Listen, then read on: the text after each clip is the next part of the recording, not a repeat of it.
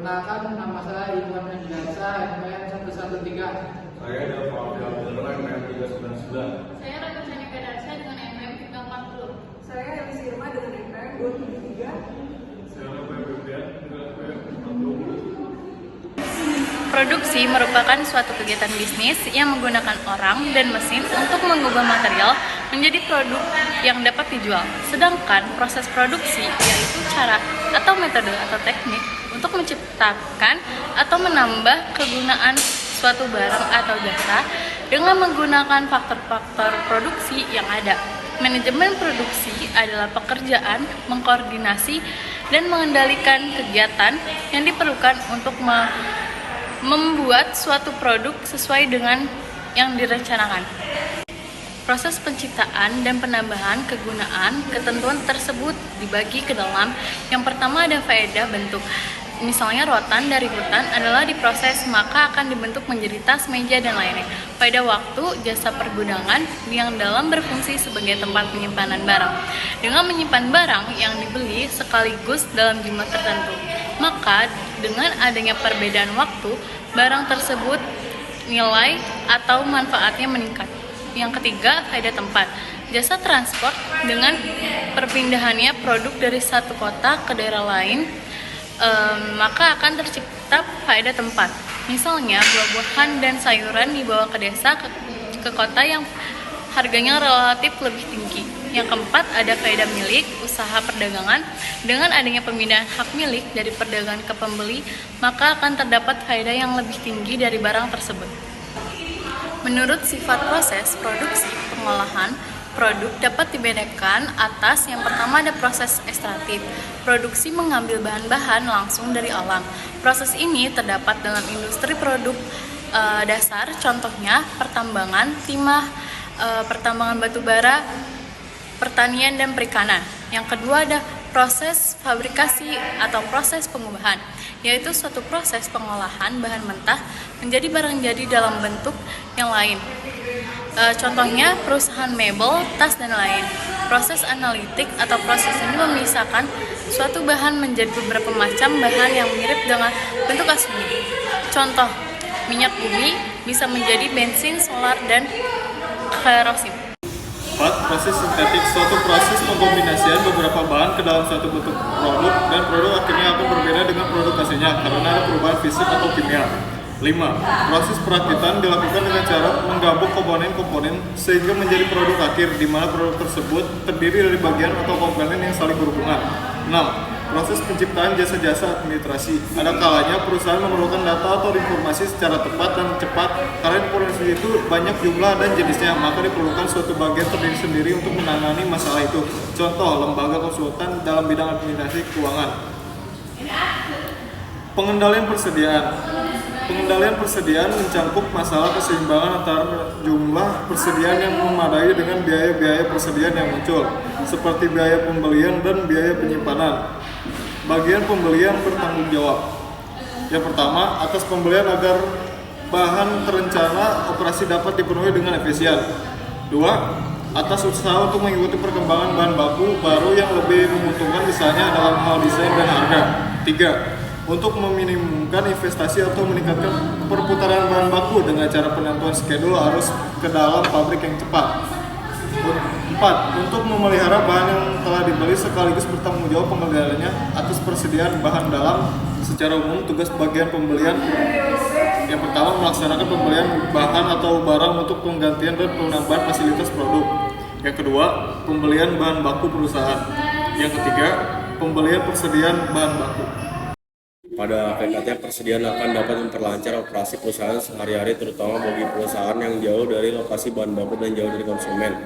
Persediaan bahan mentah maupun bahan jadi dapat berguna. 1. Menghilangkan resiko dari material yang kualitasnya kurang baik sehingga harus dikembalikan. 2. Memperkecil resiko keterlambatan datangnya barang yang disimpan. 3. Untuk mempertahankan stabilitas organisasi perusahaan atau menjamin kelancaran arus produksi. 4. Untuk mencapai efisiensi penggunaan mesin. 5. Memberikan pelayanan kepada langganan dengan sebaik-baiknya pada setiap saat. Persediaan yang terlalu besar kurang menguntungkan sebab 1. Dana yang tertanam dalam persediaan merupakan dana yang menganggur. Akibatnya perusahaan harus mengeluarkan biaya modal. 2. Dapat menimbulkan kerusakan pada bahan yang disimpan. 3. Perusahaan harus mengeluarkan sejumlah biaya penyimpanan yang besar seperti asuransi, bahan sewa, gudang, dan biaya pemeliharaan. Bila jumlah persediaan terlalu kecil bisa mengakibatkan 1. Terganggu proses produksi sehingga produk jadi akan terlambat sampai ke tangan konsumen sehingga keuntungan dapat hilang. 2. Terlalu sering dilakukan pemesanan bahan sehingga perusahaan harus banyak mengeluarkan biaya pemesanan. Faktor-faktor yang perlu dipertimbangkan dalam menentukan besar kecilnya persediaan. 1. Besarnya persediaan minimal, yaitu persediaan yang harus selalu ada untuk menjaga kelancaran proses produksi. 2. Jumlah produk yang akan dibuat atau dijual oleh perusahaan. 3. Daya resiko kerusakan. 4. Perkiraan tentang harga. Economic quantity adalah kualitas optimal persediaan yang harus dibeli dan dipesan. Atau dengan kata lain, EOQ merupakan jumlah setiap kali pembelian bahan yang ekonomis. Dengan demikian akan timbul 2 kelompok biaya. Yang pertama biaya perusahaan, biaya pesanan merupakan biaya penyimpanan. Yang kedua ada biaya pemesanan, ordering cost atau setup cost. Biaya ini meliputi semua biaya mulai dari mengadakan persiapan, pesanan sampai dengan barang yang dipesan datang. Sifat dari biaya ini adalah relatif konsisten, tidak tergantung besarnya jumlah barang yang dipesan. Jadi semakin tinggi frekuensi pemesanan, maka biaya ini akan semakin besar, termasuk ke dalam biaya pemesanan. Yang pertama, biaya untuk mempersiapkan pemesanan. Yang kedua, biaya mengirim atau menugaskan karyawan untuk melakukan pemesanan. Yang ketiga, biaya yang terjadi pada saat penerimaan bahan yang dipesan. Yang keempat, biaya penyelesaian pembayaran pemesanan. Biaya penyimpanan di gudang, inventory carrying cost. Yang pertama, biaya sewa gudang. Yang kedua, biaya pemeliharaan bahan. Yang ketiga, biaya asuransi bahan. Yang keempat, biaya kerusakan bahan baku dalam penyimpanan.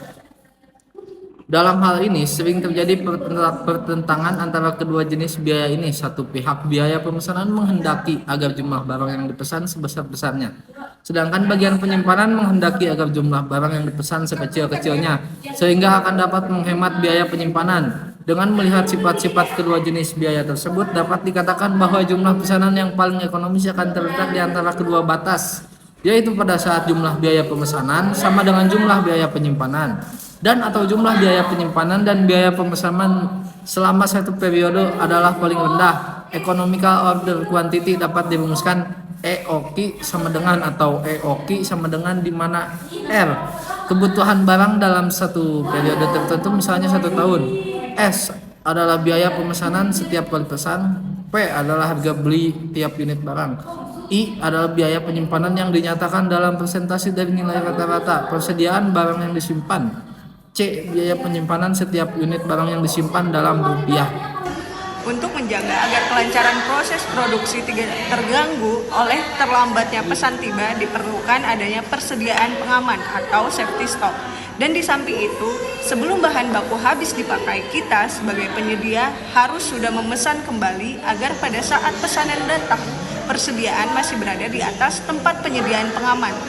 Titik di mana harus dilakukannya pesanan kembali disebut dengan pre-order, sedangkan waktu yang dibutuhkan sejak barang dipesan sampai barang yang dipesan itu datang disebut lag time, tegang waktu atau estimasi waktu. Terima kasih.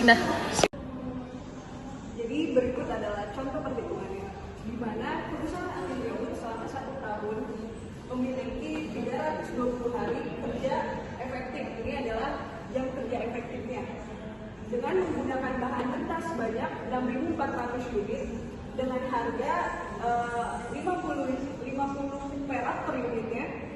Safety stocknya itu adalah sebanyak 500 unit. Nah, berikut adalah beberapa biaya yang dikeluarkan oleh perusahaan. Biaya penerimaan pesanan yakni sebesar 10 perak per unitnya.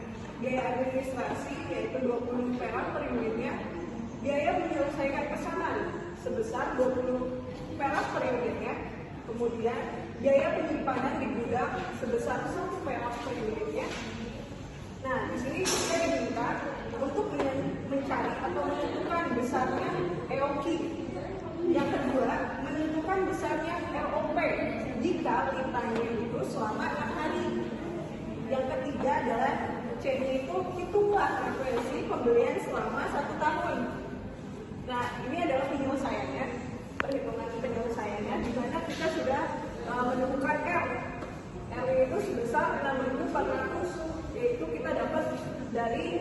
bahan mentah, yang ini bahan mentah, dan kemudian S-nya sama dengan 10.000 ditambah 10 rupiah ditambah 20 rupiah ditambah 20 rupiah sama dengan 50 rupiah.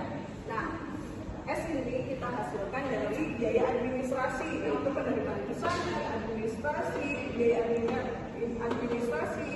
biaya penyelesaian itu kita jumlahkan menjadilah 50. Kemudian C-nya itu adalah 1, di mana biaya penyimpanan gudang itu sebanyak 1 perak, 1 rupiah ya.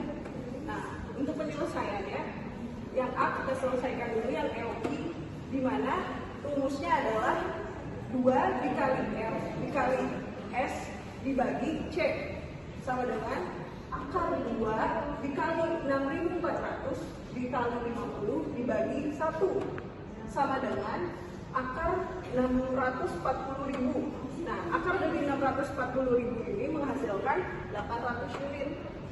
Kemudian kita selesaikan yang B, penggunaan selama 1 tahun yaitu 6.400 unit. Nah, penggunaan selama 1 hari 6.400 unit dibagi 320. 320 itu kita dapat dari mana?